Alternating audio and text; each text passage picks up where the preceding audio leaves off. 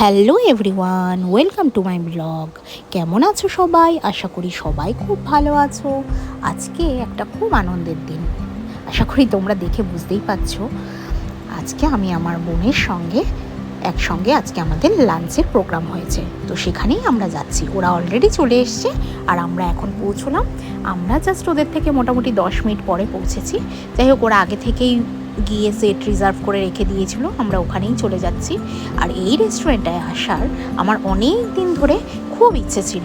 তো একদিন ওরা যখন আমাদের বাড়িতে এসেছিলো তখনই আমি ওদের বলছিলাম, তো তখন ওরা বললো যে চলো ওখানে যাওয়া যাক। তো আজকে চলে এসছি সেখানে। দেখুন অ্যাম্বিয়েন্সটা এত সুন্দর এবং সবাইকে বলবে একবার হলেও এখানে অবশ্যই আসবেন। এবং জায়গাটা এত সুন্দর, মানে বসে একদম বাচ্চাদের নিয়ে বসে আরাম করে শুয়ে, মানে অ্যাকচুয়ালি বলতে পারা যেতে পারে আমাদের মতো দুষ্টু বাচ্চা যাদের আছে তারা এই সব জায়গায় বসে আরামে খাওয়া দাওয়া করতে পারেন, কোনো অসুবিধাই হবে না।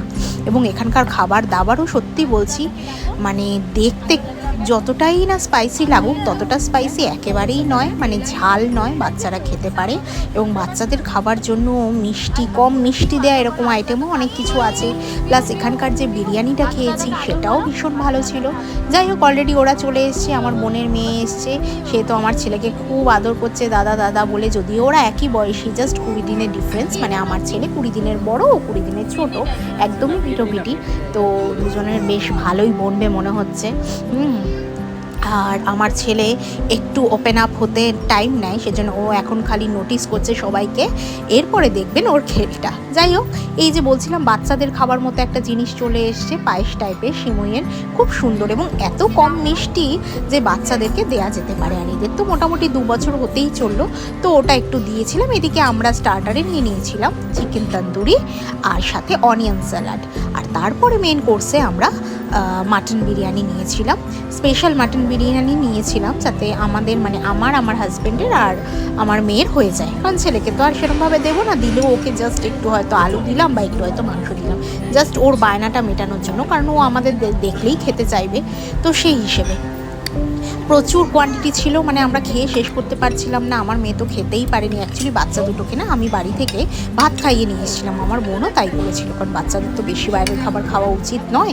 তো সেই জন্য ফলে ওদের পেটটা অলরেডি ভরাই ছিল, ওই জন্য ওরা এদিকে বেশি খেতে পারেনি, জাস্ট একটু একটু টেস্ট করেই বলছে আমাদের পেট ভরে গেছে, মানে মেয়ের কথা বলছি। আর বাকি দুটো বাচ্চা তো খুবই ছোট। তো যাই হোক, মানে খাবার দাবারগুলো ভীষণ সুন্দর ছিল, সাথে তার অ্যাম্বিয়েন্সটা সত্যি বারবার আসতে এখানে ইচ্ছে করে। আর দেখবেন বিরিয়ানির কালারটা দেখলেই বুঝতে পারবেন, বা বিরিয়ানিটা দেখলেও বুঝতে পারবেন, খুব লেস অয়েলি, ভীষণ সুন্দর বাট ঝরঝরে। যাই হোক, আমাদের খাওয়া দাওয়া কমপ্লিট হয়ে গেছে।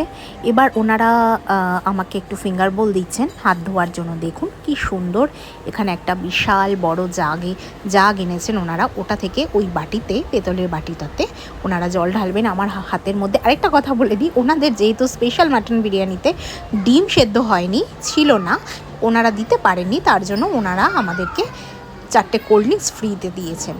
তো যাই হোক, ভালোই হয়েছে। ডিমটা অ্যাকচুয়ালি বাচ্চাদের জন্যই চাওয়া, বাট ওরা তো বাড়ি থেকে খেয়ে এসেছিলো, অসুবিধা ছিল না। তো যাই হোক, এখন দেখুন কি সুন্দর ওই জিনিসটা দিয়ে ওনারা, মানে এই ভদ্রলোকই আমাকে বললেন বসতে, আর কি বাইরে ওখানে হাত ধুতে যেতে বারণ করলেন। তো প্রথমে আমি বুঝতে পারিনি, পরে দেখলাম এই ব্যাপার, এইটাই উনি নিয়ে আসার জন্য বলেছিলেন। তো ভীষণ ভালো লাগলো, এই এক্সপিরিয়েন্সটা ভীষণ সুন্দর, সাথে অনেকগুলো লেবুও দিয়েছেন, আমি লেবু দিয়ে হাতটা ধুয়ে নিচ্ছি। খুব ভালো লাগলো এই জিনিসটা, এখানকার অ্যাম্বিয়েন্সটাই সত্যি ভীষণ অন্যরকম। যাই হোক, সব কিছু মিলিয়ে আমাদের সারাটা দিন ভীষণ ভালো কাটলো।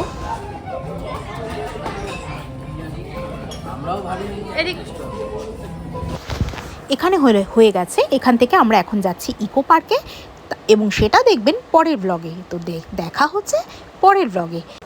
আর এই ব্লগটা ভালো লেগে থাকলে দয়া করে একটা লাইক করে যাবেন। ততক্ষণের জন্য টাটা।